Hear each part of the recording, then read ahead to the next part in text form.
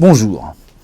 Comme annoncé dans l'épisode précédent, nous allons tenter aujourd'hui de vous décrire le déroulement du dépôt d'une demande de brevet. Pour cela, nous recevons aujourd'hui Jean-Luc Chéneau. Enfin, pas moi, l'autre Jean-Luc. Enfin, celui qui apparaît au montage, quoi. Enfin, bref. Bonjour Jean-Luc. Bonjour Jean-Luc. Alors, Jean-Luc, comment ça se passe? Ah bah, c'est pas facile, hein, surtout en ce moment, hein. Le Covid, le terrorisme, Mbappé pas sur la feuille de match. Pardon, ma question était mal posée. Revenons à notre sujet de prédilection, les brevets. Alors, comment ça se passe, le premier contact? Ah bah le premier contact, c'est simple en général, c'est un simple coup de fil. Le plus souvent et le plus humainement possible, on propose une réunion pour faire connaissance, pour expliquer l'invention, le contexte, l'entreprise, le projet, la stratégie. Et puis à partir de là, on voit ce qu'on fait. Mais là, ton interlocuteur se dit que tu vas commencer à le facturer. En fait, en pratique, on va faire cette première réunion sans frais, sans engagement pour le client. Il peut même y avoir plusieurs réunions successives sans facturation. Et puis il vient un moment où on va lui dire, bah écoutez, maintenant on va rentrer dans la prestation, et puis on émet un devis, et là il sait où il va. Ok, bon. Qu'est-ce qui est demandé ensuite pour pouvoir démarrer la rédaction du texte? Alors classiquement, on va demander un mémoire technique. Ça va comprendre un rappel de ce qui se fait, de l'état de la technique, donc des solutions connues, de leurs inconvénients, de leurs insuffisances techniques, des objectifs qu'on entend atteindre à travers l'invention.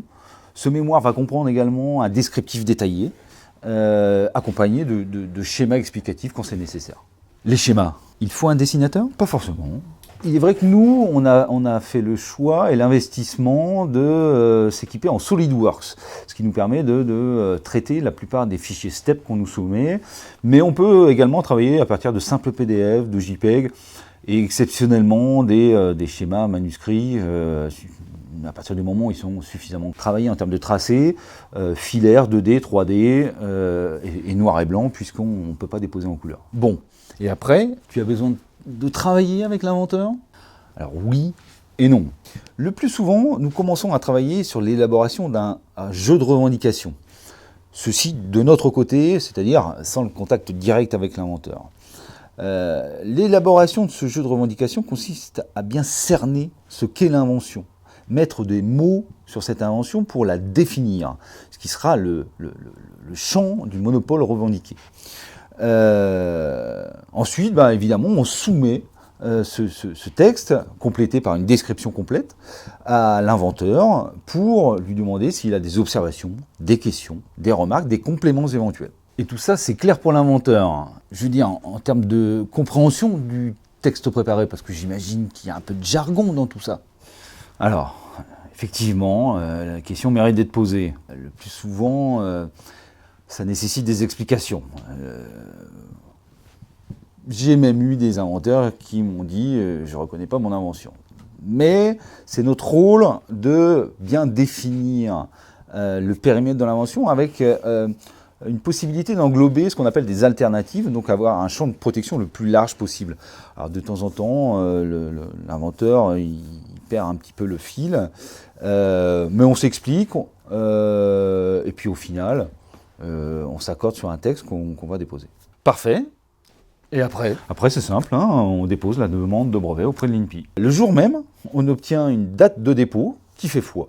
Et le déposant doit encore attendre avant de lancer la commercialisation. Alors, théoriquement, oui. Toutes les demandes de brevets sont frappées d'une interdiction provisoire d'exploitation et de divulgation dans l'intérêt de la défense nationale. Autant dire qu'il s'agit de techniques dites sensibles. Ok, on comprend qu'il y a une prestation d'experts, donc tout ça a un coût. Alors, c'est une bonne question, et d'ailleurs on a l'habitude d'y répondre en toute transparence.